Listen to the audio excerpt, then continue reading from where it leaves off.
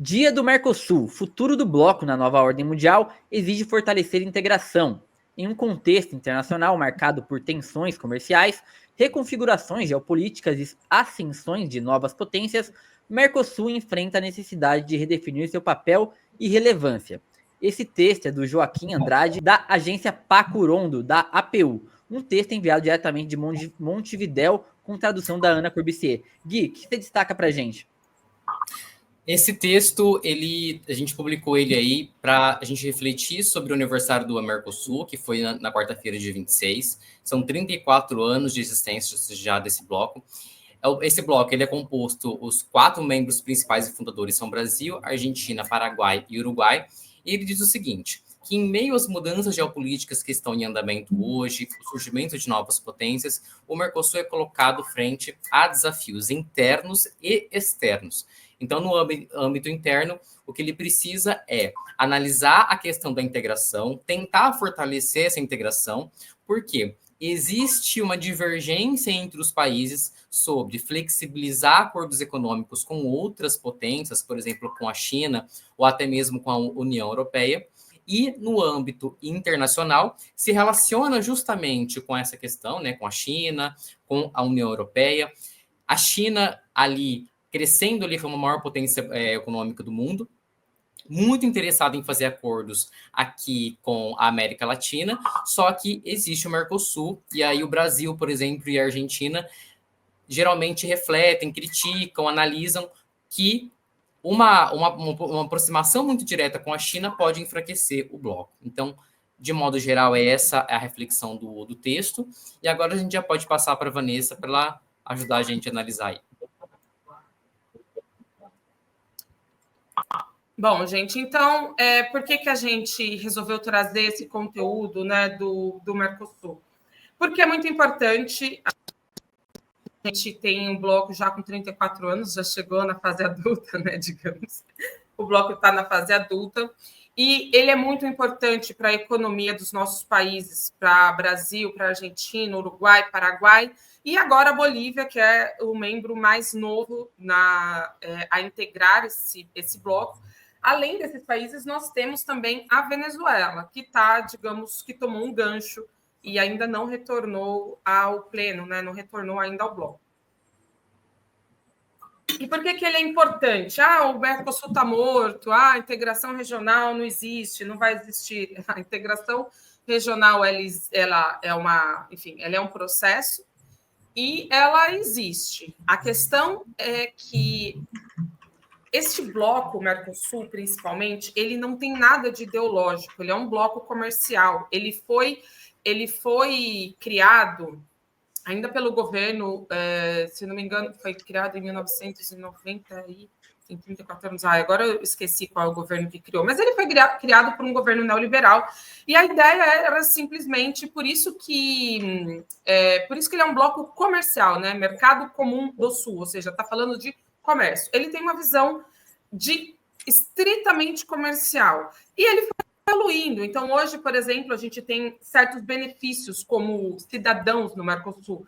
Então, existem acordos para os trabalhadores poderem ingressarem na Argentina. É muito mais fácil um brasileiro ir trabalhar na Argentina do que um brasileiro ir trabalhar no Equador, que não faz parte do bloco. Além disso, a gente também pode entrar na Argentina, Uruguai, Paraguai, sem passaporte, a gente entra com o nosso RG. Então, nós temos vários benefícios também enquanto cidadãos, porque o bloco foi evoluindo e foi adequando também essa demanda de não ser só meramente econômico, mas ser também favorável para os povos, para os nossos povos. A questão é que certos governos, como o governo do Javier Milei, principalmente, mas também o governo do Bolsonaro aqui no Brasil e o governo do Lacalle Pou no Uruguai, esses governos mais ideológicos da direita, próximos a uma extrema-direita, como é o caso do Lacalle Pou, que não era uma extrema-direita, mas uma direita, né, bem forte. Esses governos eles estão enfraquecendo o Mercosul para tentar criar um comércio, um livre comércio direto com Estados Unidos, como é o caso do Milei, ou diretamente com a China, como era o caso do Uruguai. E por que isso não é benéfico para os nossos países? Porque tanto China quanto Estados Unidos são países imensos e eles dominam a balança comercial, dominam. Então, você não vai ter, dificilmente você vai ter uma balança comercial favorável para você, ou seja, você dificilmente vai exportar mais do que importar para a China. E não é o caso do Mercosul. Além disso, a China importa dos nossos países, e os Estados Unidos também, só importam dos nossos países produtos manufaturados, produtos agrícolas, né? Produtos não industrializados. E isso é péssimo para a nossa economia. Por quê? Porque só favorece o agro. E o agro, a gente sabe, é totalmente mecanizado, né? Boa parte é totalmente mecanizado, não gera uma quantidade grande de trabalho dentro do campo, é reduzida, né, a quantidade de emprego que o agro consegue gerar. Isso fortalece discursos, né, a bancada do boi dentro do Congresso, que também não nos interessa, e esse contexto impacta na geração de empregos, porque a gente não tem a gente está tendo no Brasil desmonte da nossa indústria, a gente está vendo na Argentina o desmonte da indústria argentina para virar novamente um país totalmente agrícola. Gente, a gente está no século XXI, onde estamos falando de evolução da inteligência artificial, onde a gente está falando aí da quarta revolução industrial e a gente está se como é que eu poderia dizer isso? Não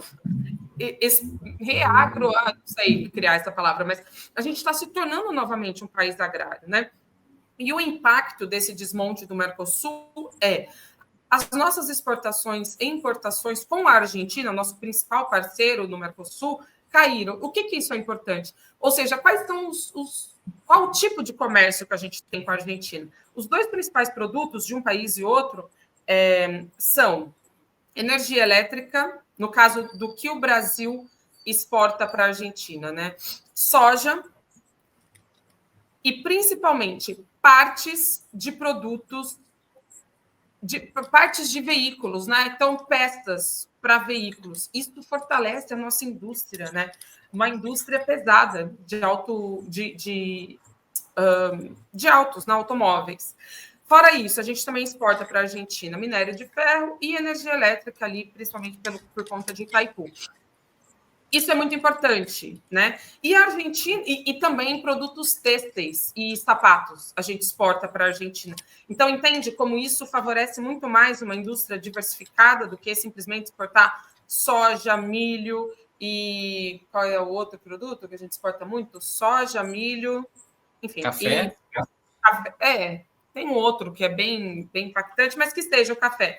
Então, isso é muito mais interessante. E a Argentina, por sua vez, ela nos exporta veículos, né? Então, a gente tem uma parceria, eles mandam veículos, leite, creme de leite, queijo, etc., e motores de pistão. Então, também favorece muito o comércio argentino, a indústria argentina.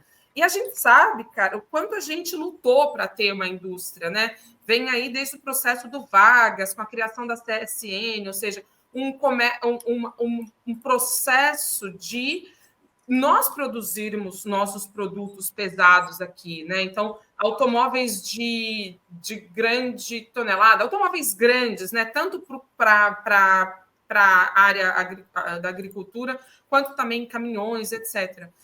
Quando a gente volta esse comércio, como é o caso do que o Milei quer fazer especificamente para os Estados Unidos, é a destruição da economia argentina. Então, o Mercosul importa muito, é muito interessante para o Brasil. E agora, recentemente, nós tivemos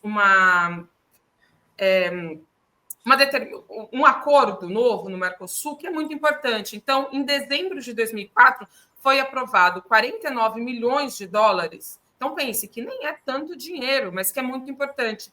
Para quê? Para projetos de infraestrutura. Então, é para a construção de um anel viário em Amambaí, no Mato Grosso do Sul, e no Paraguai, a gente tem a melhoria de um porto que fica na região fronteiriça de Puerto Falcón, que faz fronteira com a Argentina.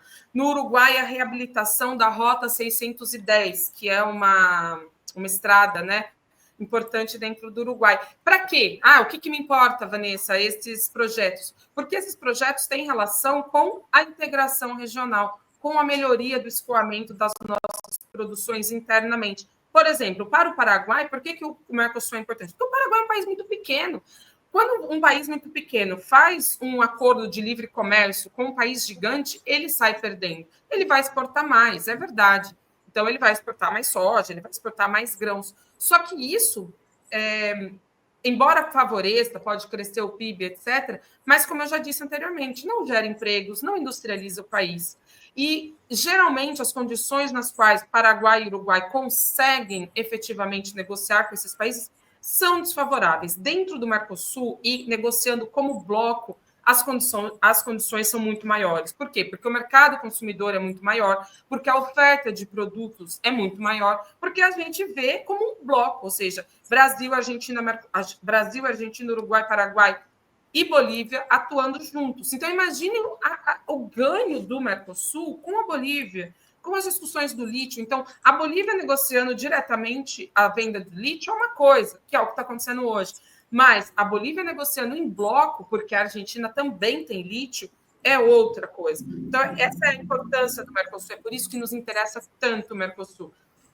Mas, voltando ao caso de Paraguai e Bolívia, especificamente, são países mediterrâneos que não têm saída para o mar.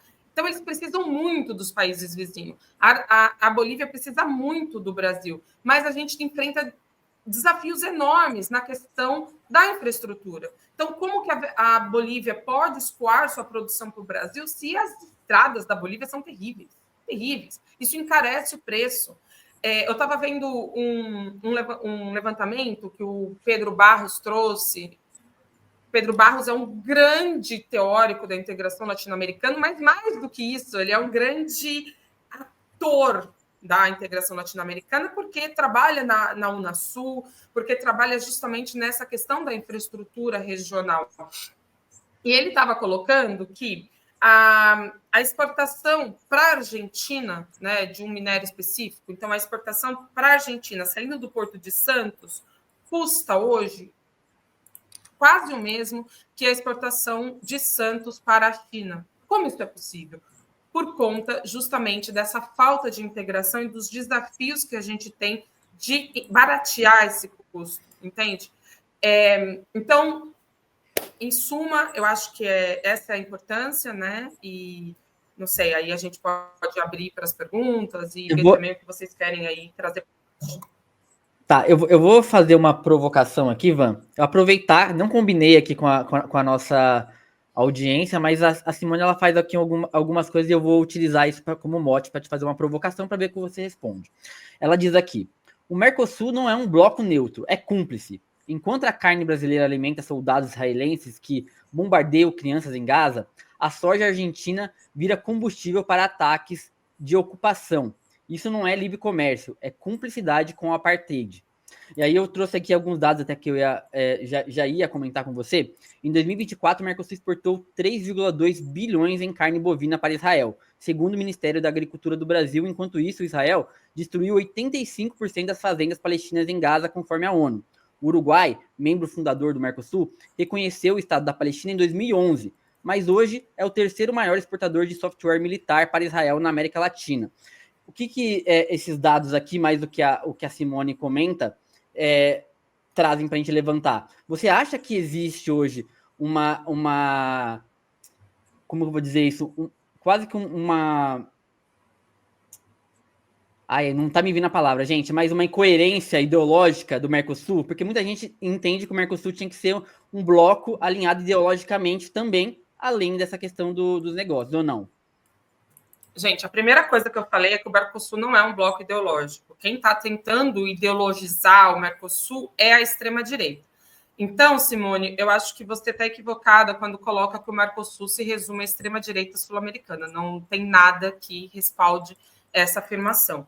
O Mercosul é um bloco comercial entre os países. Ao contrário, a extrema-direita, como eu disse, está tentando sair do Mercosul. O Javier Milei está tentando fazer um acordo de livre comércio está querendo, né, não tentando, querendo fazer um acordo de livre comércio diretamente com os Estados Unidos. Isso viola a regra do Mercosul e isso faria a Argentina deixar o bloco. Mas ele enfrenta resistência dentro do país, porque não é interessante sequer para o setor agro. Então, tem alguns setores que querem fazer isso, mas não é interessante. Sobre a questão da cumplicidade, então, isso é interessante, a cumplicidade do Mercosul com o genocídio de Israel. Cara, não é o Mercosul, são os países que compõem o Mercosul. O Mercosul, como eu disse, não é um bloco ideológico. Embora eu confesse que, em alguns momentos, se tentou ideologizar, como eu disse, quando se trouxe a parte de cidadania para o bloco. Então, o Mercosul ele tem um parlamento próprio, né, o Parlasul. Os outros países latino-americanos costumam ter votação para os deputados que vão integrar o Parlasul. Aqui no Brasil, a gente não vota nesses deputados e, por isso, a gente nem sabe que existe, né? Muita gente nem sabe que existe o Parlasul, porque aqui a indicação é indireta do Congresso. Nos outros países, Argentina, etc., não. Então, existem os parlamentares do Mercosul e eles são conhecidos. Então, existe institucionalidade, coisa que não existe no BRICS, por exemplo. O BRICS é um bloco que ainda não tem toda a institucionalidade necessária. O Mercosul, ao contrário, é um bloco sólido e institucional. Só que, dentro do Mercosul, as coisas se resolvem democraticamente. Qual é a visão do Brasil sobre Israel? O Brasil não rompeu relação com Israel. Então, não é que o Mercosul é ideológico. O Brasil não rompeu. O Uruguai estava no comando, como eu também disse anteriormente, tinha como comando Lacalle Pou. O Lacalle Pou era um governo de direita alinhado com Israel. Então, qual a gente deveria imaginar qual a reação do Uruguai com relação a comércio com Israel? Era alinhado. Qual a posição da Argentina atualmente com relação a Israel? É alinhada. Então, o Brasil não se posicionou, a Bolívia sim se posicionou, mas convenhamos, dentro do Mercosul, a Bolívia não tem a força necessária para fazer o bloco mudar de rumo. E o Mercosul é muito dominado por uma visão comercial, pouco ideológica. Se é interessante para setores internos, né, para o agro, fazer comércio de Israel, o Mercosul vai fazer comércio com Israel. Porque, como eu disse, os países têm suas políticas e, neste momento, nem o Brasil, que é o gigante do bloco, nem o Brasil, nem a Argentina, nem o Uruguai e nem o Paraguai tiveram quaisquer resoluções contra Israel. Então, esse é o problema. Não é o problema do Mercosul, é o problema dos países que compõem o Mercosul, compreende? Enfim, e aí isso não é livre comércio, é cumplicidade com a apartheid. O Mercosul não é um bloco de livre comércio, é um bloco comercial.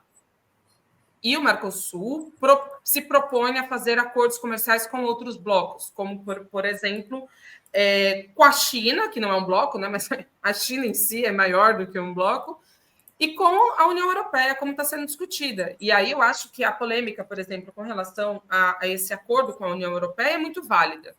E eu, por exemplo, sou totalmente contra esse acordo, porque não traria nenhuma vantagem para a gente. É outra situação em que a gente vai favorecer o agro em detrimento das nossas próprias produções industriais, né? E um exemplo disso é que a França está alucinada com esse possível acordo com a União Europeia, porque prejudicaria o agro da França, né? Então, aí a gente já vê qual é o teor do acordo e como ele é simplesmente um acordo que beneficia um setor da economia brasileira. E quando a economia brasileira tem que se diversificar. Uma das vantagens do Mercosul também é a diversificação da pauta econômica. Ele não se propõe ser um bloco só para fazer comércio com um país ou um bloco. Ele se propõe a ser diversificado. Ou seja, ele não é o grupo de vendas de esquerda para esquerda, né? E aí a gente tira isso da frente, então, Van, da questão de contradição ideológica, mas daí eu queria saber de você, por que você acha, tem muita gente falando isso aqui, que o Mercosul é um bloco pensado para ser ideológico, quando nós tínhamos hegemonia na América Latina. Será que as pessoas não têm essa sensação? Porque realmente, quando se formou o Mercosul, talvez a esquerda na América Latina era muito dominante, talvez seja por isso que a pessoa tem essa sensação? Gente, a primeira coisa que eu disse foi criado por governos de direita, não foi criado pela esquerda, cara. Foi criado, eu estou tentando aqui, em 91. Em 91, quem era presidente? Era o Itamar, não era? Ah, meu Deus. 98, Quem antes assinou? do Itamar. Itamar Franco. Itamar Franco, um governo. E depois do Itamar vem 91, depois vem Fernando Henrique, que, enfim, Isso. consolidou, né? Não é um bloco ideológico, gente. Quem está ideologizando o Mercosul é a extrema-direita. O que a esquerda fez no Mercosul foi garantir direitos cidadãos. Então, tipo, também não era uma visão... Enfim, um pouco de visão ideológica, mas foi um período interregno, curto, dentro da história do Mercosul, dos 34 anos do Mercosul. Agora, a Nochila traz uma pergunta bem interessante, que muita gente se faz. Por que ter o Mercosul se temos o BRICS? Mesmo sem institucionalidade, não devemos pensar em trocar uma relação pela outra? Jamais. Jamais. As coisas se complementam. Primeiro que quem está no BRICS é o Brasil. Nem a Argentina está, porque Milei não quis entrar, nem a Bolívia, nem os outros países. Não, a Bolívia agora está, né? A Bolívia agora está. Então, a Bolívia está, mas não está o Paraguai, não está o Uruguai. Veja, existe uma visão, e aí sim, agora eu vou falar sobre uma visão ideológica, agora eu vou falar sobre esquerda, né? A esquerda defende muito a integração regional, porque a gente não tem uma visão de que o Brasil tem que se desenvolver à revelia dos países vizinhos. Primeiro porque os países que fazem isso depois enfrentam um drama terrível com imigração ilegal, com, enfim, trabalhadores em situação... deixa eu ver como dizer isso, em trabalhadores que entram no país para trabalhar de forma irregular, né? Enfim, como a gente vê hoje, mesmo tendo esse tipo de relação, em São Paulo é muito nítido, os paulistanos conhecem bem, como é a relação dos bolivianos, né? Então, trabalham em situação degradante em São Paulo. Isso poderia piorar muito mais se o Brasil resolvesse sozinho se desenvolver. A visão a gente deve se desenvolver junto com os países vizinhos. A esquerda tentou criar vários outros instrumentos de integração, como é o caso da Unasul, que, apesar de também não ser um bloco ideológico, mas apoiado por governos de esquerda, sim, porque os governos de esquerda têm a integração como necessária, a Unasul, ela tentou criar, por exemplo, um sistema de defesa mútuo na América do Sul. Isso para fazer frente à quarta frota dos Estados Unidos, que está aqui estacionada, né, nos nossos mares, criando uma situação de ameaça, né? Então, é uma grande ameaça ter os Estados Unidos estacionados aqui à nossa volta, porque há a sensação de que, se vocês fizerem qualquer coisa, eu posso invadir o seu país. Então, essa ideia, né, de integração não é só uma integração econômica. A esquerda traz uma integração muito mais diversificada, como eu falei, uma visão de dar mais cidadania, né, de ampliar os benefícios para os povos. A gente tem, por exemplo, a ALBA, que aí sim é uma integração ideológica, porque é uma integração criada pelo Chávez, com muito do pensamento de Fidel Castro, para... A ALBA é um instrumento de integração dos povos. Então, o que a ALBA faz? Diferente do Mercosul.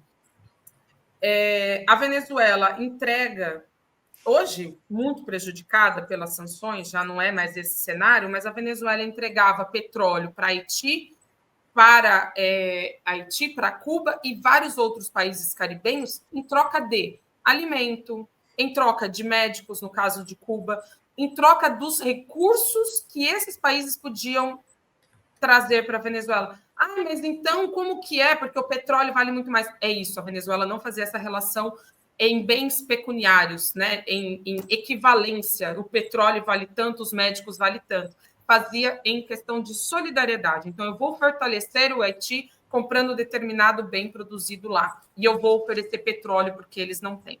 Essa é uma relação ideológica, não é o mesmo que o Mercosul. E, por fim, o BRICS. O BRICS está em desenvolvimento. A única coisa institucional que nós temos é o banco do BRICS. Então, o BRICS nem é um bloco ideológico, nem é um bloco comercial. Existem acordos internos no BRICS. Por isso, a gente não pode substituir o Mercosul pelo BRICS. Porque o BRICS, primeiro que não é um bloco consolidado, não tem institucionalidade. Então, não faria sentido a gente trocar uma coisa pela outra. Enfim, outra coisa que é muito importante é que um país ele não pode se limitar a um tipo de acordo. Então, o Brasil, e veja, nenhum outro país faz isso. A China não tem só um acordo dentro do BRICS. A China tem acordos intra-Ásia que são muito importantes, né? A Rússia tem acordos com os países das ex-repúblicas socialistas soviéticas que são muito importantes para a economia russa. Então, você precisa manter a sua balança comercial equilibrada, né? Então, você tem que ter superávit comercial. E aqui para o Brasil, é muito importante o superávit comercial que a gente tem com relação à Argentina, por exemplo, com relação aos outros países do bloco. Por fim, o Mercosul é um instrumento de desenvolvimento regional para o Brasil e para os países, os demais países. O BRICS é um bloco de, digamos que é um bloco de contraposição hegemônica, né? Então, a discussão mais forte do BRICS é sobre a pauta do dólar, se tentar negociar entre esses países com outras moedas. Hoje, a maior força dentro do BRICS é essa discussão, e não uma discussão que, por exemplo, o Brasil não está na rota da seda, entende? Mas o Brasil tem esse tipo de instrumento dentro do Mercosul, que é o FOSEM, para desenvolvimento de infraestrutura interna. A Unasul previa muito isso, acordos de infraestrutura, né? Então, a criação de uma rota bioceânica é o grande sonho sul-americano, uma rota que possa ligar o Pacífico ao Atlântico para escoar essa produção, principalmente desses países mediterrâneos, né? Bolívia e Paraguai. Ou seja, não é substituir uma coisa pela outra, é desenvolver as duas coisas para o Brasil ter duas possibilidades, entre outras, né? O Brasil tem relações comerciais com muitos países do mundo, são muito importantes essas relações. Mas você precisa diversificar a pauta, diversificar as exportações e não se restringir a um só bloco. Até porque, se o BRICS amanhã desmorona por qualquer motivo, como eu disse, não tem institucionalidade ainda e tal, se desmorona o BRICS, a gente tem o Mercosul, então a gente não pode ficar refém. Se desmorona o Mercosul, a gente tem outras relações comerciais com outros países e a gente tem aí o BRICS, né, e fortalecer essa relação do BRICS. Então, em suma, fortalecer o Mercosul e fortalecer o BRICS, tentar levar a institucionalidade para o BRICS para que esse bloco não desmorone com a mera querência dos presidentes, né? O Javier Milei quer sair do Mercosul, mas enfrenta resistência, porque o Mercosul é consolidado dentro da Argentina. Existem muitos setores envolvidos dentro do Mercosul que não querem o fim do Mercosul. Isso que permitiu, que segurou o Uruguai até hoje, porque o Uruguai sempre está querendo pular para fora, mas é isso que segura o Uruguai, a institucionalidade que nós temos. Van, a gente tá chegando perto do fim aqui. Eu vou ler um comentário do Breno, pro Breno não falar que eu censurei ele, mas é porque não dava tempo mesmo, Breno. Mas não é só uma opinião. Ele diz aqui, o BRICS é muito mais ideológico do que o Mercosul. O Mercosul é um bando de velho branco tentando sobreviver a outro bando de velho branco e eventualmente fazendo acordos com velhos brancos nazi. É a opinião aí do Breno. Não sei se está correspondendo com a realidade, mas é a opinião dele.